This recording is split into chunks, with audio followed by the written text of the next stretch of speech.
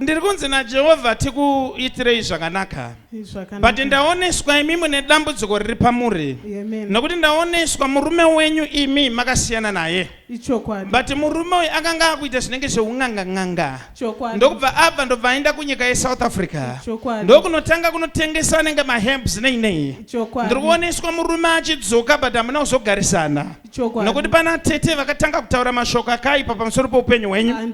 Ndokubva vatanga kutaura kuti mudzimai wako akuita zvechipfambi. Imba ndokubva yaparara. And as I'm looking in the realm of the spirit, can I do some crazy stuff here?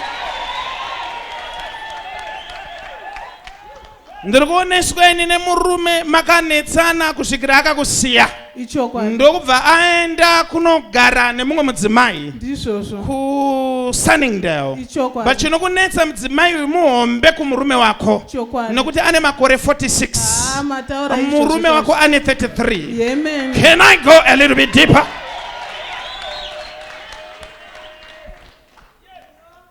Now ndirikuoneswa in the realm of the spirit uri kutraya kuti zviite but zviri kuramba. Izvo zvichiri kukunetsa even pauri kutraya kuita marelationships haasi kuita. Ukadana nemunhu hazviite zvinomirira panzvimbo. Nekuti chiri kukunetsa ndechekuti murume uyu ane zvinhu zvaakasiya mumba mako. Akasiya jira remudzimi imomo. Ndokubva asiya tsvimbo mumba imomo. Ndobva ndaoneswa ndiro yemuti mumba imomo. Zvinhu izvozvo zviri kukunetsa. Ndaona wakamboedza kunozvisiya kunozvisa. Ndobva wafamba kuti uende kwaari kugara. But wakanosvika paine zigedhi zihombe rakavharwa. Ndobva wafunga kumbosiya ipapo. Ndobva watya kuti ukasiya zvikatorwa zvinoenda kupi. Nekuti vamwe vari kuti ukazvibvisa uchapenga. Kana ukaita zvisiri zvounopenga. Saka ndatumwa naJehovha nesolution yenyaya iri kukunetsa.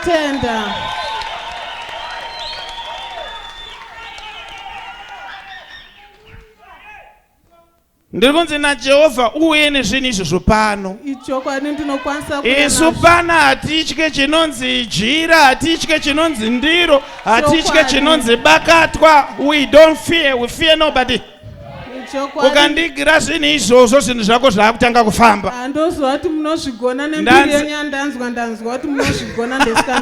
Mbiri ndeyaJehovha. Chandoda kuti chiitika ndechekuti zvinhu zvifambe paupenyu hwako.